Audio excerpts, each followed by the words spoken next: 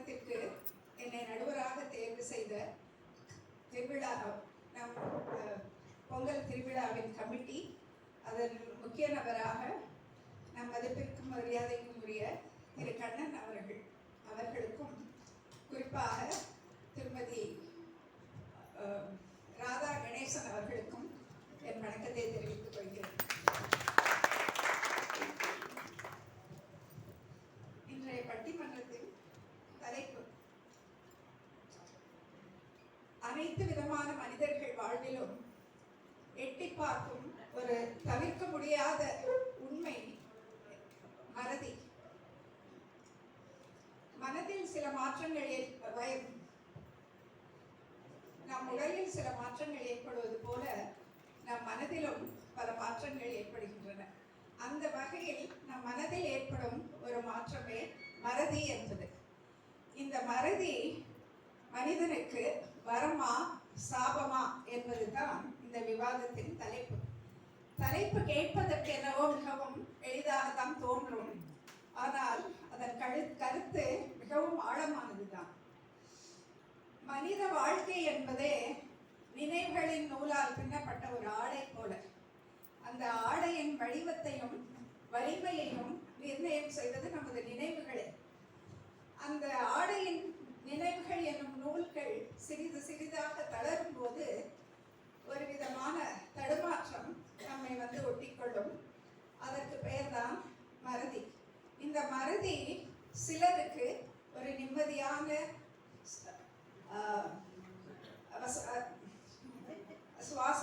சுகமான சுவாசமாக மாறுகிறது.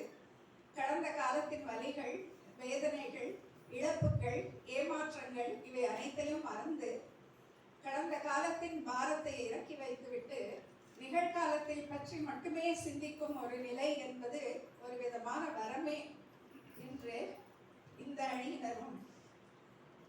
இந்த மறதியின் காரணமாக நாம் நமது கடமைகளை செய்ய தவறிவிட்டால், நம் முக்கியமான பொறுப்புகளை செய்ய தவறிவிட்டால், நம் உறவுகளை இழந்துவிட்டால், நம் வாய்ப்புகளை தவறவிட்டால் என்னவாகும்? ஒரு மனிதன் நினைவுகளை இழப்பது என்பது அவன் தன் அடையாளத்தையே மறப்பதற்கு சமம் தானே. அப்பொழுது அவனது கல்வி, வேலை, எதிர்காலம் இவை எல்லாமே ஒரு கேள்விக்குறியாகிவிடுமே. அப்படிப்பட்ட தருணத்தில் இந்த மறதி எப்படி ஒரு வரமாக இருக்க முடியும் என்று எதிரணியினரும் வாதிட இருக்கின்றனர். எனவே பொதுமக்களை, பார்வையாளர்களை நாம் அனைவரும் மிகவும் கவனமாகவும் அமைதியாகவும் இதை கேட்டு என்ன முடிவு செய்யலாம் என்று முடிவுக்கு வருவோம்.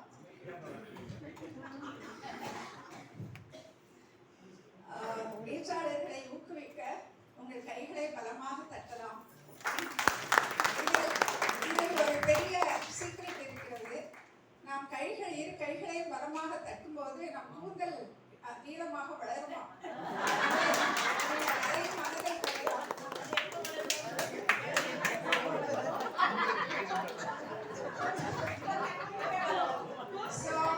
எனவே இந்த சந்தர்ப்பத்தை தவறவிட வேண்டாம் தோழர்களே, நினைவில் வைத்துக் கொள்ளுங்கள். முதலாவதாக வரம் என்ற தலைப்பில் பேசுவதற்காக நான் அழைக்க இருப்பது திருமதி மஞ்சுளா ஸ்ரீனிவாசன் அவர்கள். நமது இல்லத்தின் பன்முக கலைஞர். நடிப்பில் இவர் ஒரு நடிகர் திலகம் சாவித்ரி. பாடலில் வல்லவர், பேச்சு திறமையிலும் வல்லவர். சமீபத்தில் குசேல வேடம் அணிந்து நம் அனைவரையும்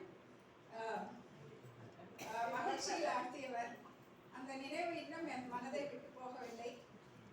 தன்னுடைய பேச்சாற்றல் வெளிப்படுத்தியவர், நடிப்பு திறமையை வெளிப்படுத்தியவர், பேச்சாற்றலையும் வெளிப்படுத்துவார் என்று நம்புகிறேன். உங்கள் அனைவரின் கவனத்திற்கு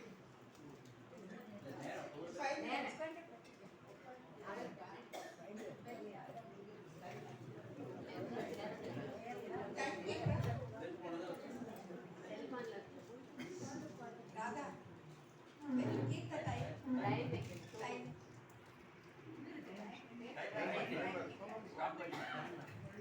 Stop.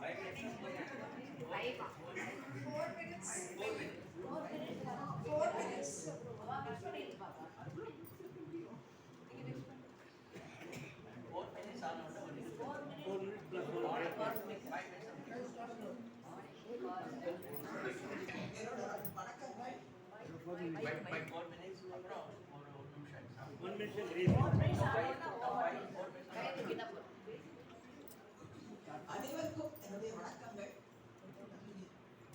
Hello hello hello. இப்போ நான் வந்தது மறந்துட்டது ஒரு வரம்ன்றது நிஜமாவே ரொம்ப வரம் தான். என்னன்னா நமக்கு நம்மளை படைக்கிறச்சியே கடவுள் என்ன பண்ணிருக்கான்னா கூடவே மறதியையும் கொடுத்துருக்காரு. எதுக்குனாக்க நம்ம போனது பார்க்கறது நனவு வந்து தெரிஞ்சுக்கோங்க. எவ்வளவு கேளிக்கையா இருக்கும், எவ்வளவு வேடிக்கையா இருக்கும், எவ்வளவு வருத்தமா இருக்கும். இதே மனைவி நான் போனது பார்த்து நாயா வந்து அந்த மாதிரி எல்லாம் இல்லாம இருக்கிறதுக்கு தான் பகவான் நம்மளை வந்து மறதியை கொடுத்துருக்கான். அந்த மறதின்றது ரொம்ப நல்லதுன்றது நான் என்னோட இது என்னன்னாக்க இந்த இதுலயே ஒரு பாட்டு பாடியிருக்கான். இரண்டு மனம் வேண்டும் இறைவனிடம் கேட்டேன், நினைத்து வாழ ஒன்று மறந்து வாழ ஒன்று அப்படின்னு. என்னன்னாக்க நம்ம நினைச்சதையே நினைச்சிருந்தோம்னாக்க வாழ்க்கையில அவ்வளவுதான், எல்லாமே கன்ஃபியூஷன் கரப்ஷன் தான். ஆனா இதெல்லாம் மறக்கணும். ஏன்னா இப்ப நான் இங்க வந்ததே என்னோட போன லைஃப் எல்லாம் மறந்துட்டு இப்ப இங்க உங்களோட அன்புல நான் நின்று பேசுறேன். அதுவே எனக்கு ஒரு வரமா தோன்றது. இப்ப நான் நல்லா மகிழ்ச்சியோட இருக்கேன். இந்த நிகழ்ச்சியே எனக்கு ஒரு மகிழ்ச்சி தான் எனக்கு. ஏன்னா நீங்க எல்லாம் ஏற்படுத்தி கொடுத்தது எப்பவோ கொடுத்த ஒரு படிப்புக்குன்னு சொல்லிட்டு மறந்தே போயிட்டேன். யாருக்கோ ஒரு பழைய இடைக்கு அது 20,000 ரூபாய் கொடுத்தது என் கணவர். கொரோனால போன போது கையில பணம் இல்லை, திண்டாடி இருந்துச்சேன். அப்போ வந்து வெளியில போக முடியாது, எல்லா இடத்துலயும் தகர தட்டை போட்டு வச்சு மூடிட்டான். என்ன பண்றது? அப்ப எனக்கு பணம் வேண்டியிருந்தது. ஆனா எனக்கு பகவானா பார்த்துக்கோ, எனக்கு மறந்து போன பணம் இப்போ வந்து எனக்கு கைக்கு 1.5 லட்சம் ரூபாய் என் கையில கொடுத்துட்டு போனோம். அது அப்போ அந்த சமயத்துக்கு எவ்வளவு சௌரியமா இருந்தது. அந்த நான் மறந்து போயிட்டா கூட அவ கொண்டு வந்து கொடுத்தா பத்துடா, அதுதான் ஒரு பெரிய மகிழ்ச்சி. இன்னொன்னு இங்கேயே என்னன்னாக்க நான் ஒரு பாம்பேல போய் இருந்தேன். அப்ப எனக்கு வீடு தேடிட்டு இருந்தேன். தேடிட்டு இருக்க போது முன்னாள் ரமேஷ் வந்து நான் வீடு இருக்கான்னு கேட்ட போது இருக்கு அப்படின்னு சொன்னார். அப்போ நான் என் தம்பி கிட்ட நான் சொன்னேன், என்னால் வர முடியாது, நீ போய் அங்கே பால் காட்சி எல்லாம் பண்ணுன்னு சொல்லிட்டு பக்கத்து வீட்டுல எல்லாம் யார் இருக்கா என்ன இருக்கான்னு பார்த்து சொல்லுப்பா அப்படின்னு சொல்லிட்டு இருந்தேன். அவன் வீடியோ காலில் கூப்பிட்டான். பக்கத்து வீட்டுல சாப்பிட்டா மாக்கா ஒரு 2 நிமிஷம் வந்து ஹலோ அப்படின்னு சொல்லிட்டு வாங்க வாங்க அப்படின்னு சொல்லிட்டு போயிட்டான். நான் வந்து 2 மாசம் கழிச்சு இங்க வந்து சேர்றேன். மச்சா லாபி ஹால்ல பிரேமாவும் நிக்கிறா, சாந்தாவும் நிக்கிறா. எனக்கு யாருன்னே மறந்து போயிடுது. இல்ல யார் ஃப்ரெண்டுன்னு தெரியல, என் பக்கத்து வீட்டு ஃப்ரெண்டு. நான் பிரேமாட்ட போய் நீ சாந்தா நீங்க தானே சாந்தா அப்படின்னு. இல்ல அப்படின்னு உடனே குடுக்குறது ஓடி வந்தா. நான் தான் சாந்தான்னு சொல்லிட்டு எனக்கு அவ்வளோ மறதி, எனக்கு ரொம்ப மறதி. ஆனா அதுல பாருங்க ஒரு வரணும் என்னன்னாக்க ஒரு ஃப்ரெண்டுக்கு பதிலாக இன்னொரு ஒரு ஃப்ரெண்டு கிடைச்சா 2 டபுள் தமா கதனே இது. அது ஒரு வரம் தானே நமக்கு. அவர் சொன்ன மாதிரி நம்ம எல்லாத்தையுமே மறந்துடுறோம். அது சில விஷயத்துல என்னன்னாக்க நல்லது மறந்து என்னன்னாக்க நம்ம வேண்டாதெல்லாம் நினைச்ச கூடாது, வேணுங்கிறத மாத்திரம் நினைச்சுக்கணும். அப்போ வேணுங்கிறத மாத்திரம் நினைச்சுக்கிறது தான் மறதிக்கு நல்லது. ஏன்னா வேண்டாதெல்லாம் போட்டு வச்சுட்டு வேணுங்கிறத விட்டுட்டோம்னாக்கா அது எவ்வளவு லாபம் தான், கஷ்டம் தானே, அது ஒரு சாபமா போயிடும் இல்லையா. அதனால நாம என்ன சொல்ல விரும்புறேன்னாக்க எல்லாரும் வேணுங்கிறத மாத்திரம் நினைச்சுக்கோங்க, அதை மறக்காம வச்சுக்கோங்க. வேண்டாதெல்லாம் தூக்கி எரிஞ்சுக்கோ, அப்போ மறதி இருக்காது. இந்த மறதி இதுல இருந்தா போறோம், வேண்டாதுக்கு மாத்திரம் மறதி இருந்தா போறோம். வேணுங்கிறத நல்லா வச்சுக்கணும். அது இப்ப நான் ரொம்ப பேசினேன்னாக்க அடுத்த வாழ்க்கை கட்டமா போயிடும். அதனால நான் இது என்னுடைய டயத்தையும் அவளுக்கு கொடுக்குறேன். அதனால எனக்கு இந்த கொடுத்த இது ஃபர்ஸ்ட் அனுபவத்தினால எனக்கு பேச தெரியல, ஏதோ பேசிட்டேன். ரொம்ப சந்தோஷம். அதனால எல்லாருக்கும் என்னோட நான் அடிக்கடி உங்களுக்கு தலைப்பை நினைவுபடுத்துகிறேன், தவறாக எண்ண வேண்டாம். அடுத்ததாக பேச இருப்பவர் திருமதி லீலாராமன் அவர்கள். உங்கள் எல்லாருக்குமே தெரியும், அவர் மிகவும் சாந்தமானவர், அமைதியானவர், எல்லோரிடமும் மிகவும் இனிமையாக பழகக்கூடியவர், ஆடலிலும் பாடலிலும் சிறந்தவர், வங்கியில் பணியாற்றிய அனுபவம் உள்ளவர். அவர் என்ன கூறுகிறார் என்று பார்ப்போம். இங்கு கூடியிருக்கும் அனைவருக்கும் இனிய மாலை வணக்கம். இன்றைய சுவாரஸ்யமான வாரத்தில் நான் மறதி ஒரு சாபமே என்று உறுதியாக வாதாட வந்துள்ளேன். பொச்சாப்பு என்று ஒரு பெயர் மறதிக்கு உண்டு.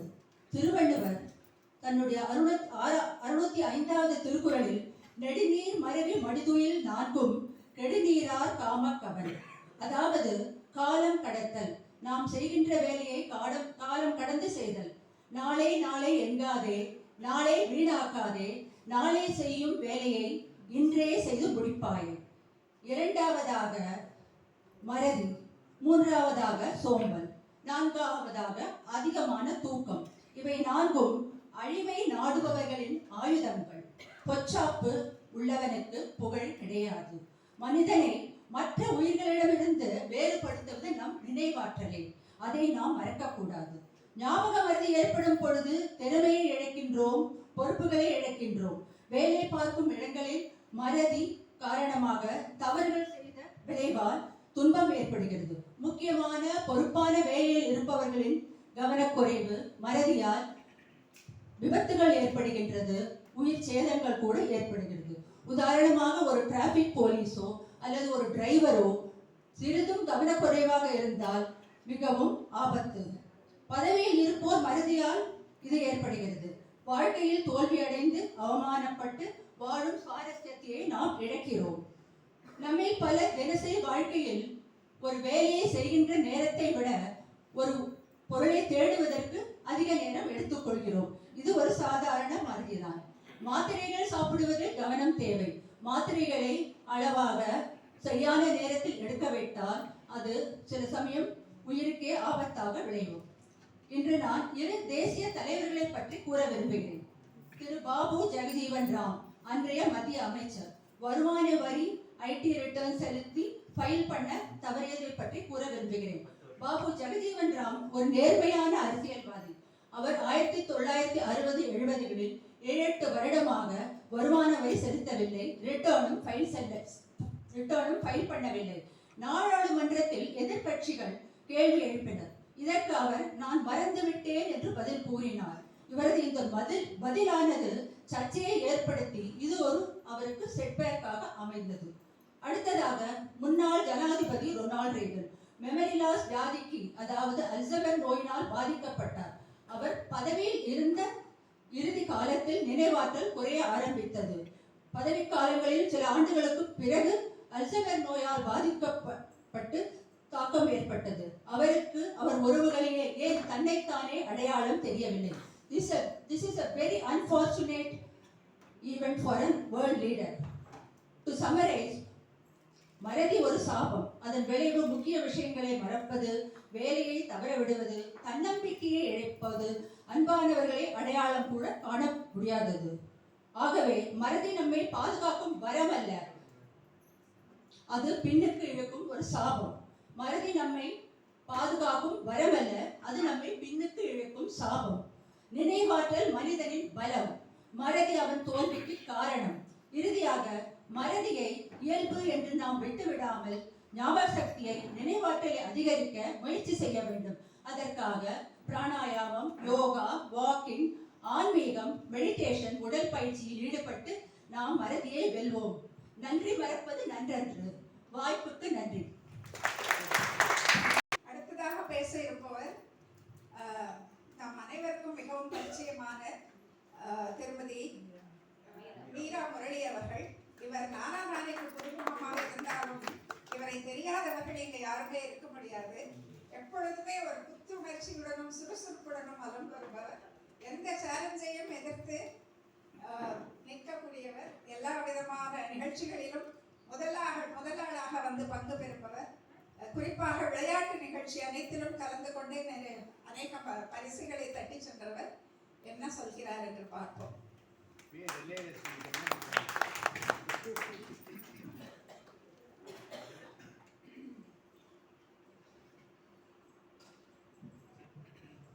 எவ்வளவோ சம்பவங்கள் நம்ம வாழ்க்கையில நடந்திருந்தாலும் மறதிங்கிற வரம் பெற்ற நடுவர் அவர்களே, அதே மாதிரி வரம் பெற்ற எதிரணி நண்பர்களே, எனது அணியில் இருக்கும் அறிஞர்களே, நானா நானி சகோதர சகோதரிகளே, உங்கள் அனைவருக்கும் பணிவான பணிவான வணக்கம்.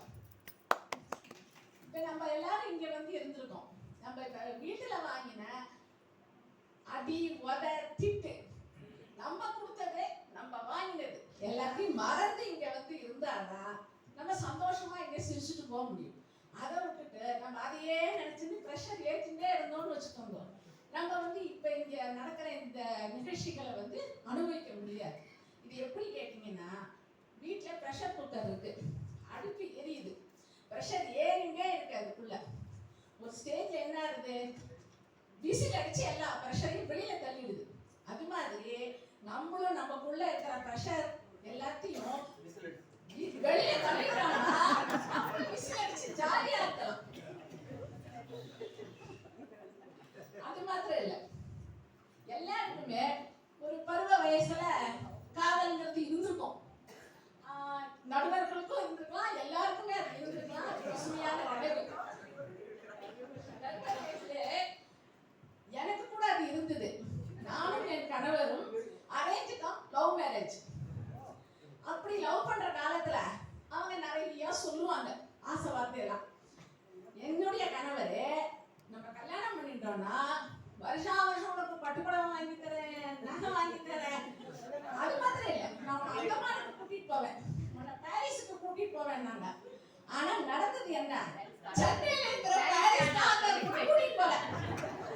அந்தமான் இல்ல நடுவர்களே, சென்னையில இருக்கிற தீவு கடல்ல அந்த எக்ஸிபிஷனுக்கு கூட கூட்டிட்டு போனது இல்ல. இப்ப நான் இதையே ஞாபகத்துல வச்சுட்டு அவரை போட்டு கிட்டிக்கிட்டே இருந்தேன்னா எங்க 40 வருஷம் தாம்பத்தியம் வந்து இவ்வளவு சந்தோஷமா இருந்திருக்காரு. எல்லாரும் சிரிச்சு மகிழ்ற மாதிரி இருக்கணும்.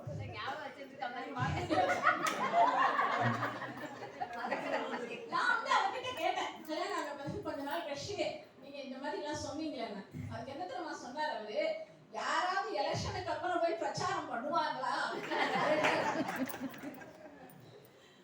அது மாத்திரம் இல்ல, இதுதான் கண்ணதாசன் ஒரே வரியில சொல்லி முடிச்சுட்டு போயிட்டார்.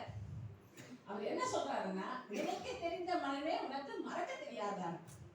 எதனாலன்னா, நம்ம இந்த மாதிரி எல்லாத்தையும் நினைச்சு அதையே இருக்கிறத விட எல்லாத்தையும் ஞாபகம் மறதிங்கிற வரம் வாங்கிட்டு மறந்து சந்தோஷமா சிரிச்சு வாழ்ந்து போயிட்டு இருக்கோம். அதுதான் எங்க ஊர்ல எங்க வீட்டு வாசல்ல ஒரு ஸ்பீடு பிரேக்கர் இருக்கும். ஒரு தாத்தா, 80 வயசு தாத்தா, அந்த பாட்டியை கூட்டிட்டு டெய்லி வாக்கிங் வருவார். வரும்போது அந்த ஸ்பீடு பிரேக்கர் கிட்ட வரும்போது சொல்லுவாரு, அம்முக்குட்டி ஜாக்கிரதையாவாம்மா. மறுநாள் பார்த்தா செல்லக்குட்டி ஜாக்கிரதையாவாம்மா. எனக்கு ரொம்ப ஆச்சரியம், இந்த வயசுல கூட இந்த தாத்தா இவ்வளவு லவ் பண்றாரா அப்படின்னு நினைச்சுட்டு ஒரு நாள் அந்த தாத்தாட்ட கேட்டேன், உங்களுக்கு அவ்வளவு லவ் அந்த பாட்டி மேல? இல்லம்மா, பேர் வந்து 10 வருஷம் ஆச்சுமா. இது வந்து அந்த பாட்டிக்கு தெரியும், அதனாலவே தன் பேரை மறந்துட்டாரு. அந்த பாட்டிட்ட கேட்டப்போ அந்த பாட்டி சொல்றாங்க, அவர் என் பேரை மறந்ததை நான் குத்தி காட்டுறதை விட தினந்தோறும் என்ன அம்முக்குட்டி, செல்லக்குட்டி, பட்டுக்குட்டின்னு கூப்பிடுறாருல, அது வந்து எனக்கு சந்தோஷமா இருக்குங்க. அந்த ஞாபகம் வந்ததுனால நம்ம சந்தோஷமா மாத்திக்கலாம். நம்ம இல்ல என் பேரையே மாத்திட்டீங்களா, இத்தனை வருஷம் குடும்பம் பண்ணேன்னு அவங்க ப்ரெஷர் பண்ணாங்கன்னா எப்படி இருக்க முடியும்? அதனால நம்ம ஞாபகம் வருதுங்கிறது கடவுள் நமக்கு தந்த பெரிய வரம்.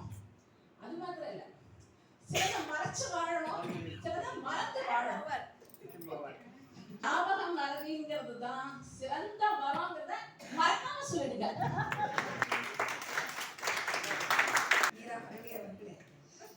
ஞாபகம் மறதி எப்படி ஒரு வரம் தான் என்று இவ்வளவு தூரம் பேசியிருக்கிறார். அடுத்ததாக அலமேலு ராமநாதன் அவர்கள் என்ன சொல்கிறார் என்று பார்ப்போம். இவரும் நம் அனைவருக்கும் மிகவும் பரிச்சயமானவர் தான்.